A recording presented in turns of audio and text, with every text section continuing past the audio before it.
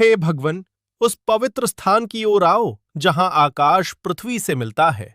हिमालय की गोद में 12,000 फीट की ऊंचाई पर एक अलौकिक मंदिर खड़ा है, केदारनाथ, जहां भगवान शिव ने स्वयं विराजमान होकर अनंत ज्योति दी, जहां हर भक्त का हृदय धड़कन भूल जाता है। कृष्ण ने अर्जुन को गीता का ज्ञान दिया, युद्ध समाप्त हुआ, लेकिन पांचों पांडवों के मन में एक अगम पाप बोझ था। भाई के हाथों भाई का वध, कुरुक्षेत्र के रक्त से सींचित मैदान। पांडवों ने एक महान तपस्या की ठानी। भगवान शिव की कृपा पाने के लिए पांडवों ने हिमालय की ओर कदम बढ़ाया, घने वनों से होकर बहती नदियों को पार करते हुए। हर श्वास में तपस्या, हर कदम पर भक्ति। भीम अपने भारी कदमों से धरती को कांपाते थे। अर्जुन अपने गांडीव को कंधे पर लिए चलते थे। माता कुंती प्रार्थना करती थीं, हे महादेव, मेरे पुत्रों पर कृपा करो।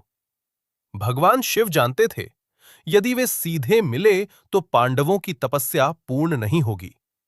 तो महादेव ने एक अद्भुत युक्ति अपनाई।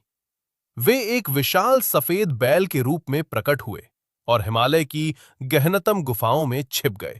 एक दिन हिमालय की एक दूरस्थ घाटी में पांडवों ने एक अद्भुत सफेद बैल देखा। वह बैल सामान्य नहीं था। उसके शरीर से दिव्य ज्योति निकलती थी। वह एक पहाड़ से दूसरे पहाड़ पर कूदता था, जैसे पक्षी उड़ता हो। पांडव समझ गए, यही वो हैं जो वे खोज रहे थे। भीम ने आगे बढ़कर उस सांड को पकड़ने का प्रयास किया। रुको महादेव, हमें अपना आशीर्वाद दो। लेकिन वह सांड अद्भुत शक्ति से युक्त था और तभी एक चमत्कार हुआ। सांड ने अचानक पृथ्वी में धंसना शुरू कर दिया। केवल उसका मस्तक और पीठ ऊपर रह गई। यही है केदारनाथ का रहस्य। पांडवों ने देखा कि वह सांड धीरे धीरे पृथ्वी में समाता जा रहा है और जहां वह धंसा, वहां से एक त्रिकोणीय ज्योति प्रकट हुई। ज्योति जो हजारों वर्षों से जलती आएगी।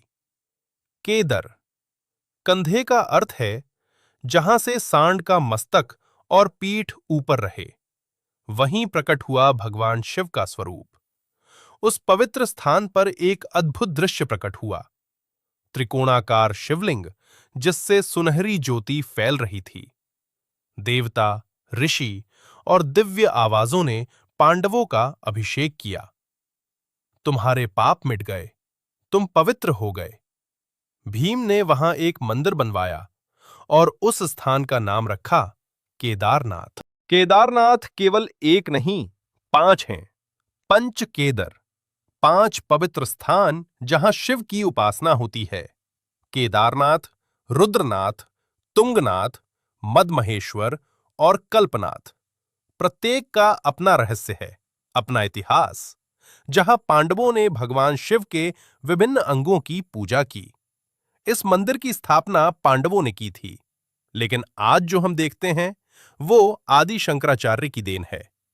8वीं शताब्दी में उन्होंने यहां आकर मंदिर का जीर्णोद्धार किया और केदारनाथ को ज्योतिर्लिंगों में प्रमुख स्थान दिया।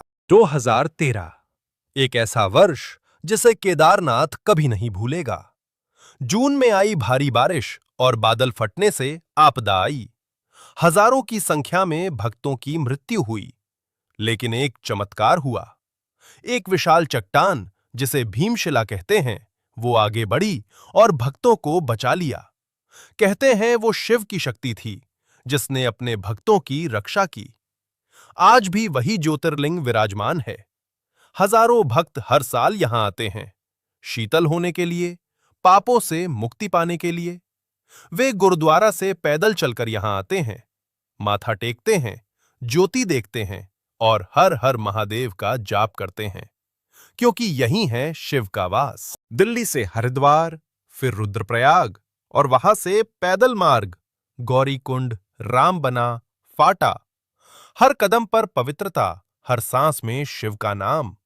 यह एक कठिन यात्रा है, लेकिन भक्तों के लिए आनंददायक। और जब सूर्य की पहली किरणें उस पवित्र मंदिर पर पड़ती हैं, तो ऐसा लगता है जैसे स्वर्ग पृथ्वी पर उतर आया हो। हर हर महादेव। यह नाम गूंजता है हिमालय की चोटियों में। केदारनाथ, जहां शिव विराजते हैं, जहां आत्मा को मुक्ति मिलती है। जय महाकाल, जय केदारनाथ। हर हर महादेव, हर हर महादेव।